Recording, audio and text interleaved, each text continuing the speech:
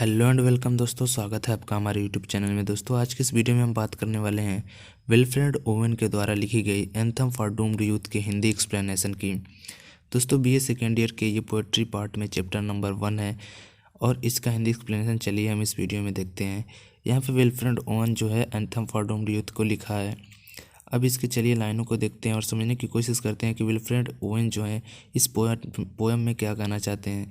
दोस्तों मैं बता दूं कि ये एक युद्ध टाइप का कविता लिखते हैं क्योंकि ये खुद एक सैनिक रह चुके हैं, तो उसी पर ये आधारित एक कविता लिखते हैं जो कि युद्ध में सैनिक मारे जाते हैं। यानी कि एंथम फॉर डूम्ड यूथ का मतलब आप समझिए कि एक गीत जो है वो शापित युवाओं के लिए जो युद्ध में मारे जाते हैं।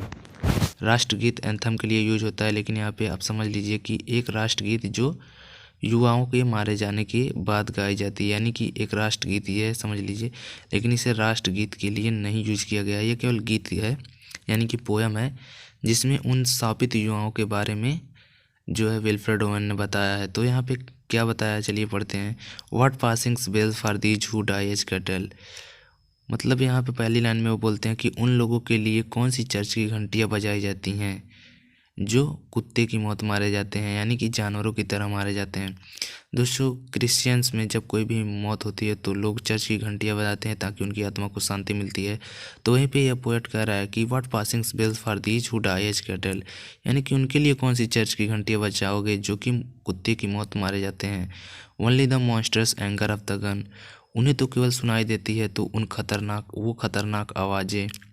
Only the shuttering rifles rapid rattle can patter out their hasty origin, मौत से पहले अगर उन्हें कुछ सुनाई देती है तो वो क्या है, उन राइफल्स की बहुत ही ज़्यादा तीखी आवाज़ें, बहुत ही गुस्से वाली आवाज़ें, जैसे मॉन्स्टर की आवाज़ जो गड़गड़ाती तड़तड़ाती हुई आवाज़ें जो आती हैं बंदूकें से, उन्हें तो बस वही सुनाई देती है और उनकी आत्मा की शांति के लिए वही केवल जो है प्रार्थना करती है। यानी कि जब कोई मरता है तो चर्च की घंटियाँ बजाई जाती हैं, लेकिन युद्ध में चर्च की घंटियाँ नहीं बजाई जाती। तो वहाँ पे चर्च की घंटियों की जगह जो है बंदूक की गोलियाँ जब आवाज़ करती हैं उनको मान के चला जाता है कि वो उनकी आत्मा को शांति देंगे। तो यहाँ तक था व्हाट पासिंग्स वेल फॉर दी जो डाई एज कटर, यानी कि वो कौन है, उनके लिए कौन सी चर्च की घंटियाँ बजाई जाती हैं जो कुत्ते की तरह मारे जाते हैं। Only the monsters anger of guns, only the shuttering rifles rapid rattle can patter out their hasty orisons, यानी कि मौत से पहले जो उनकी आत्मा की शांति देने वाली घंटियाँ हैं वो केवल वो जो चिंगारी जो गड़गड़ाती तड़तड़ाती हुई बंदूकी की आवाज़ें हैं वही हैं। आगे देखते हैं। No mockeries now for them, no prayer nor bells, अब उनके लिए कोई रोने वाला नहीं है। नो प्रेयर्स, कोई भी प्रार्थना करने वाला नहीं है। नो बेल्स नॉर बेल्स, यानी कि कोई भी चर्च की घंटी बजाने वाला नहीं है। दोस्तों जब जंग होती है तो वहाँ पे कोई होता थोड़ी ना है कि उनके लिए कोई रोए या उनके लिए कोई प्रार्थना करे, क्योंकि वहाँ पे तो घर वाले होते नहीं हैं और घर वाले ही ये सब चीज़ें करते हैं। तो यही पोएट बोल रहा है कि no mockeries now for them, यानी कि उनके लिए अब कोई भी प्रार्थना करने वाला नहीं है, उनके लिए कोई भी विदाई समारोह नहीं होगा। जैसे कि मरने पर लोग लोग जैसे जलाते हैं या दफनाते हैं तो एक तरह का समारोह होता है जिसमें सभी लोग इकट्ठा होते हैं और दुख मनाते हैं, शोक मनाते हैं। लेकिन ये बोल रहा है कि उन सोल्जर्स के लिए ऐसा कुछ नहीं होगा।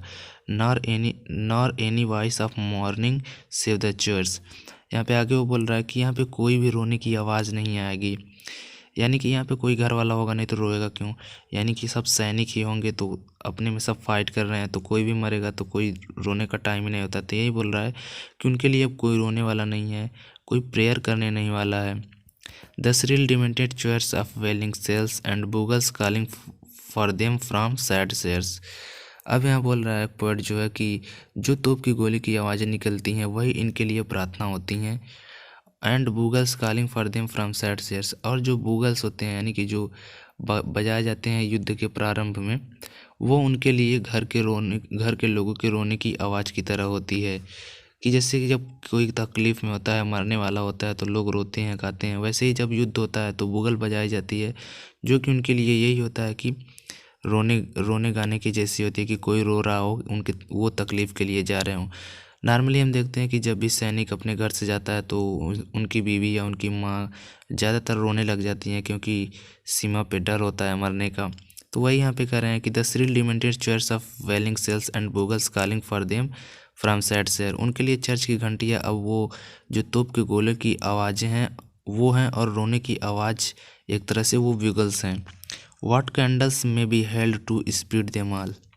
अब यहाँ पे बोल रहा है पोएट कि वो कौन सी मोमबत्तियाँ जलाकर उनकी आत्मा को शांति कर सकते हैं, यानी कि उनके लिए कौन सी मोमबत्तियाँ जलाई जाए जिनसे उनकी आत्मा को शांति मिले, क्योंकि युद्ध में जो मौत होती है बहुत ही दर्दनाक मौत होती है, और उसके बाद आत्मा की शांति के लिए प्रार्थना करना समझ लीजिए एक बेकार सी बात है। जो इसमें कहता है पोएट की मतलब ये बेकार सी बात है, कोई भी कैंडल्स जला लो उनको आत्मा की शांति नहीं मिलेगी। Nor in the hands of boys but in their eyes, बोल रहा है यहाँ पे पोएट, और ये मोमबत्तियाँ उनके हाथों में नहीं उनकी आंखों में हैं।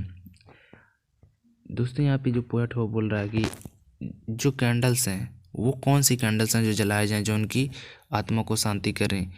ये मोमबत्तियाँ जो हैं जलाई जाती हैं जो मरने के बाद, वो हाथों में ली जाती हैं, लेकिन इस समय वो उनकी आंखों में है। आगे देखते हैं। Shall shine the holy glimmers of goodbyes, the pallor of girls brows shall be their पैल।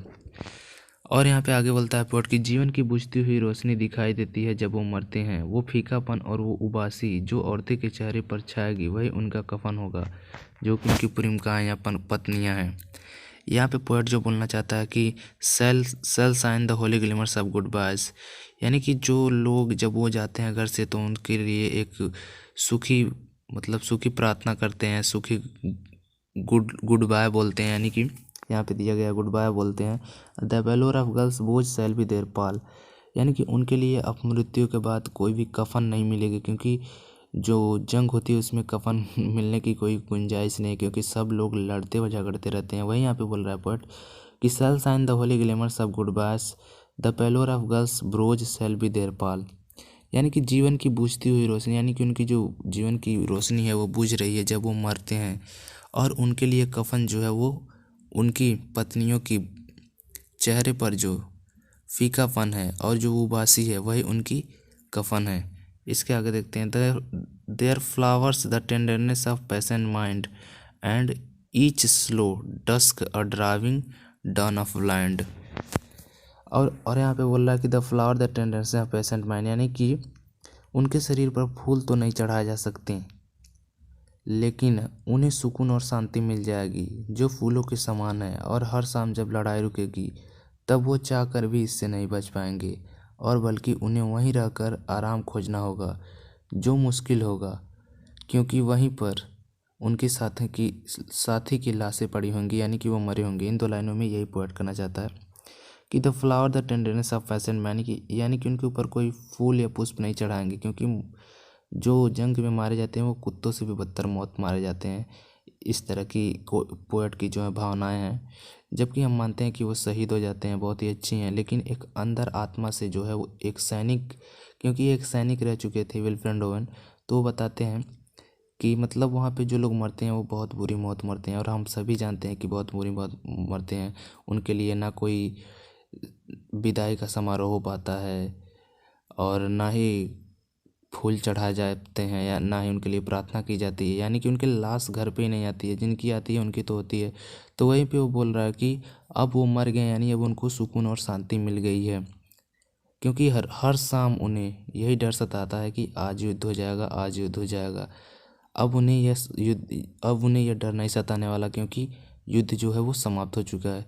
लेकिन जो बच गए हैं वो चाह कर भी वहाँ से नहीं आ सकते, और उनके लिए आराम खोजना मुश्किल होगा, क्योंकि उन्हें हमेशा डर सताएगा और वो सो नहीं पाएंगे, वो आराम नहीं कर पाएंगे, क्योंकि उनके साथी की लाशें वहीं पड़ी हुई हैं। तो ये था विल्फ्रेड ओवेन द्वारा लिखा anthem for doomed youth poem. उम्मीद करता हूँ आपको समझ में आ गया होगा कि इसमें जो है पोएट क्या कहना चाहते हैं। इसमें जो थोड़ा लॉन्ग लैंग्वेज है वो नॉर्मल लैंग्वेज नहीं, थोड़ा टेढ़ा लैंग्वेज है, लेकिन आप समझ चुके होंगे कि इसमें जो मेन बातें हैं वो क्या हैं। तो उम्मीद करता हूँ आपको वीडियो पसंद आएगा। वीडियो पसंद आया हो तो वीडियो को लाइक कर दें, और हमारे चैनल को सब्सक्राइब कर दें, और अपने दोस्तों के साथ शेयर भी कर दें ताकि उनके भी मदद हो सके। वीडियो देखने के लिए धन्यवाद। मिलते हैं आपसे नई वीडियो में।